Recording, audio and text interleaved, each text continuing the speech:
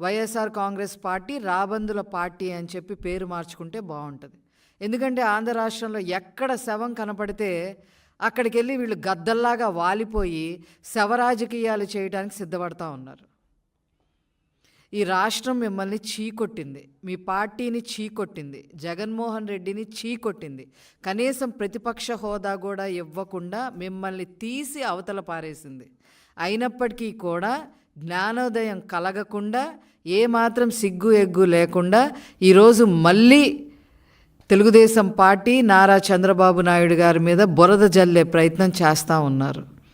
వంగి కొబ్బరికాయ కొట్టలేని వాళ్ళు కనీసం జెండా వందనం, జెండా ఎగరేయటానికి ఆసరాగా ఉండే తాడుని కూడా అతని దగ్గరికి రావాలి తప్ప అతను ఆ తాడు దగ్గరికి వెళ్ళే పరిస్థితి లేకుండా ఉండే ఈ జగన్మోహన్ రెడ్డి ఏమాత్రం జాతీయ జెండాకు కూడా గౌరవం ఇవ్వలేని ఇతను ఈరోజు నిన్న జరిగిన ఈ పాయకారావుపేటలో ఫుడ్ పాయిజన్ ఏదో జరిగితే దాని మీద శవరాజకీయం చేస్తూ ఉన్నారు. నేను ఒకటే అడుగుతున్నా, ఏం జరిగింది అక్కడ? ఒక చర్చ్ ఫాదర్ ఒక అనాథ శరణాలయంలో కొంతమంది బాలికలతో ఉండి నడుపుతున్నాడు అనాథ శరణాలయం. బిర్యానీ పెట్టారంట, అది ఫుడ్ పాయిజన్ అయ్యింది.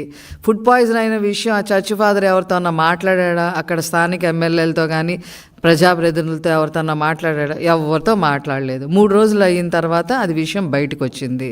పిల్లలు 4 చనిపోయారు. మిగతా వాళ్ళు సీరియస్గా ఉన్న వాళ్ళందరినీ కేజీహెచ్లో జాయిన్ చేయమని చంద్రబాబు నాయుడు గారి నోటీస్కి రాగానే మొత్తం చర్యలు తీసుకున్నారు. ఎక్కడా కూడా అనాథ శరణాలయాలు ఎక్కడెక్కడ ఉన్నాయో రాష్ట్రంలో అవన్నీ లిస్ట్ అవుట్ చేయమన్నారు. ఎవరైతే పిల్లలు చనిపోయారో వాళ్ళకి పరిహారంగా వాళ్ళ కుటుంబాలకు 10 లక్షల ఎక్స్గ్రేషియా ప్రకటించారు. అక్కడ డిఈఓ ఎవరైతే ఉన్నారో స్థానికంగా ఉన్నారో అతను విచారణ చేస్తూ ఉన్నారు.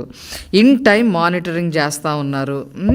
తర్వాత ఈ రాష్ట్రంలో ఉన్న అనాథ శరణాలయాలన్నింటినీ కూడా లిస్ట్ అవుట్ చేసి అసలు వాడి పరిస్థితి ఏంటి, అవసరమైతే గవర్నమెంటే టేక్ ఓవర్ చేస్తుందని చెప్పారు. నిన్న ఎక్కడైతే ఇది జరిగిందో అసలు పూర్తిగా ఆ శరణాలయం బాధ్యత మొత్తం చంద్రబాబు నాయుడు గారే తీసుకుంటానని చెప్పారు. ప్రభుత్వం తరఫున తీసుకుంటా అని చెప్పి. ఇంకేంటి మీ బాధ? ఈ శవరాజకీయాలు చేయడానికి ఎందుకు ప్రయత్నం చేస్తూ ఉన్నారు?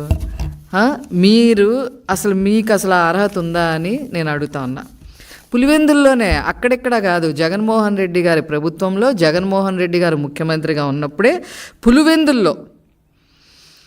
పులివెందుల నియోజకవర్గం చక్రైపేటల మండలంలో ప్రాథమిక పాఠశాలలో 15 మంది కడుపు నొప్పి వచ్చి వాంతులు విరోచనాలు అయితే కూడా ఏ రోజు మీరు పట్టించుకోవాలా?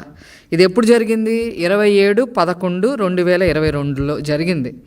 పశ్చిమ గోదావరి జిల్లాలో 21 మంది ప్రాథమిక మండల పరిషత్, ఏది పాలకోడేరులో నెంబర్ 1 మండల పరిషత్ ప్రాథమిక పాఠశాలలో 21 మంది మరి ఫుడ్ పాయిజన్కి గురైతే ఒక్కళ్ళని కూడా పట్టించుకున్న పరిస్థితి లేదు. ఇది మేము సాక్ష్యాలతో సహా చెప్పగలుగుతాం.